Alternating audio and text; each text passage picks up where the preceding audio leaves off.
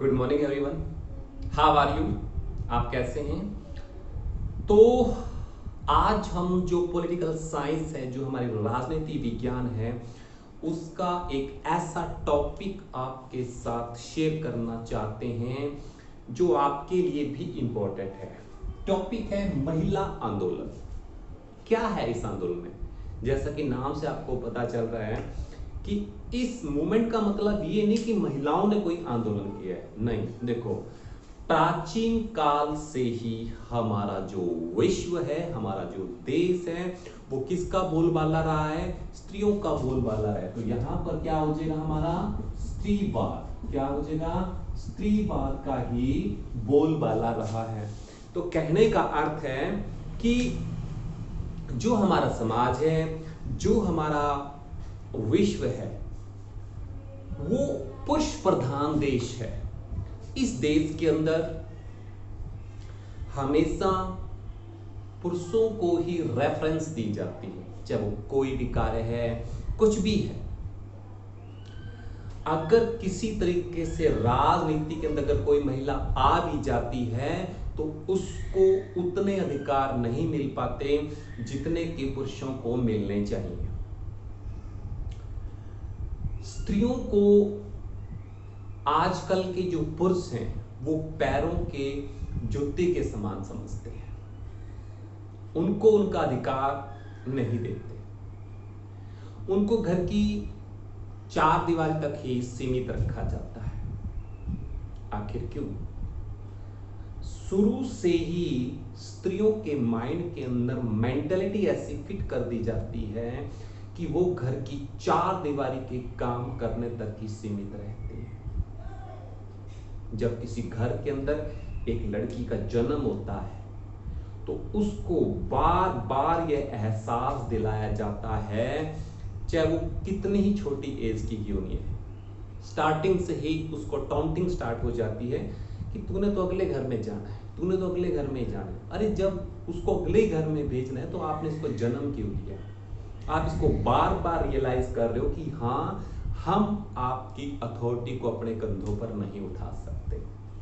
Parents, सबसे पहले parents से लड़की के मन में ये मोनोप्ले कर देते हैं कि हाँ, तेरा इस घर में कुछ नहीं है, जबकि रियलिटी है वो लड़की है तो उन्हीं पेरेंट्स की, उन्हीं का एक खून है। और जबकि लड़के के मामले में हमारी सोसाइटी बड़ी फॉरवर्ड है। स्टार्टिंग से उनके साथ, लड़के और लड़की के साथ राजनीति शुरू हो जाती है, चाहे वो एजुकेशन में हो, पढ़ाई लिखाई में है, कपड़े पहनने में है, कहीं बाहर जाने में है। लड़का कहीं भी जाए, घूमे फिरे, कोई टेंशन नहीं। और लड़की अगर कहीं से भी 5 मिनट के लिए भी लेट हो जाती है तो पेरेंट्स पता नहीं क्या क्या सोचने लग जाते हैं। हमारे समाज की मेंटालिटी ही ऐसी हो रखी है, अगर किसी ने कुछ करना ही होगा तो वो चार दीवारी में भी हो जाएगा। जब तक हम लड़कियों को विश्वास नहीं देंगे, उनके ऊपर विश्वास नहीं करेंगे, तब तक हमारी मेंटालिटी दूर नहीं हो सकती। मैं यह नहीं कहता कि पूरी तरह से आज़ादी दे जाए, लेकिन हमें लड़कियों को भी लड़कों के बराबर लाना ही पड़ेगा, तभी जाके हमारे समाज का विकास हो सकता है। माना कि जैसे अमेरिका है, इंडिया है, हमारा देश है, या कुछ देशों के अंदर माना कि महिलाओं को किसका अधिकार दिया? मतदान का अधिकार दिया गया, लेकिन उस मतदान का फायदा क्या है? आप एग्जाम्पल ले लीजिए, कुछ गांवों के अंदर आज भी महिला सरपंच चुने जाते हैं, और महिला सरपंच जो होते हैं चुने तो जाते हैं, लेकिन उनका जो भी कार्य है वो कार्य कौन करता है? वो कार्य करता है कौन? उनके हस्बैंड करते हैं।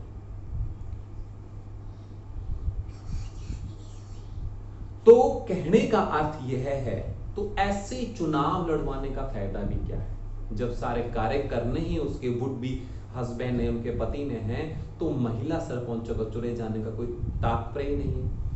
और किसी वजह से कोई महिला, अगर पहली बात तो वो चुनाव के अंदर आएगी नहीं, और किसी वजह से आ भी जाती है तो आज भी हमारे उसके अंदर मतलब जो महिलाएं हैं वो घूंघट के अंदर रहती है, यानी कि जो पुरुष जो अपने आप को बड़ा 30 मार खा समझते हैं, गलती से किसी का पर्दा थोड़ा सा हिल जाए तो पता नहीं कितना कुछ सुनने को मिलता है।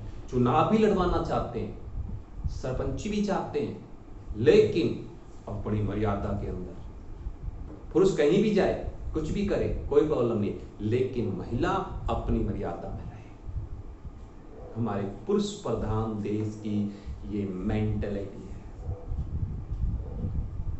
हम सभी जानते हैं हर टास्क के अंदर महिलाएं पुरुषों से कहीं आगे होती हैं, लेकिन उसके बावजूद भी आजकल का जो हमारा पुरुष प्रधान देश है, महिलाओं को हमेशा ही दूसरों से कंपेयर करता रहता है।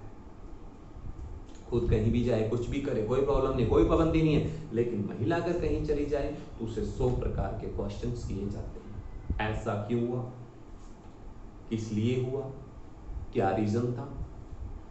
और खुद से अगर सफाई मांग ली जाए तो हैं हम बताएंगे, हम क्यों बताएंगे, हम तो पुरुष हैं, हम तो कुछ भी कर सकते हैं। आज महिला हर सेक्टर के अंदर आगे बढ़ती जा रही है, चाहे वो सर्विस सेक्टर है। माना कि सरकार बहुत कुछ महिलाओं के लिए कर रही है, लेकिन आज भी हमारा समाज जो है काफी पिछड़ा हुआ है, विशेषकर ग्रामीण क्षेत्र के अंदर। ग्रामीण क्षेत्र के अंदर आज भी महिलाओं को वो दर्जा प्राप्त नहीं है जो पुरुषों को प्राप्त है। ऐसे देश का विकास नहीं हो सकता।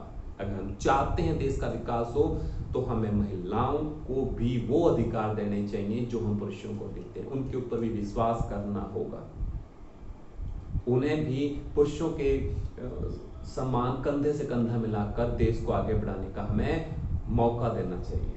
तभी जाके हमारा देश जो है वो क्या कर सकता है, तरक्की कर सकता है, प्रोग्रेस कर सकता है, हमारे देश की उन्नति हो सकती है। जिस देश में महिलाओं का सम्मान नहीं होता वो देश कभी भी तरक्की नहीं कर सकता। आई होप कि आपको ये टॉपिक समझ में आ गया होगा, क्योंकि कहने का अर्थ ये है कि जब तक हम खुद अपनी थिंकिंग को चेंज नहीं करेंगे तब तक इस समाज का विकास नहीं हो सकता। कल एक नए टॉपिक के साथ आपके सामने फिर से इसी चैनल पर फिर से आएंगे। तब तक के लिए मुझे इजाजत दीजिए। धन्यवाद।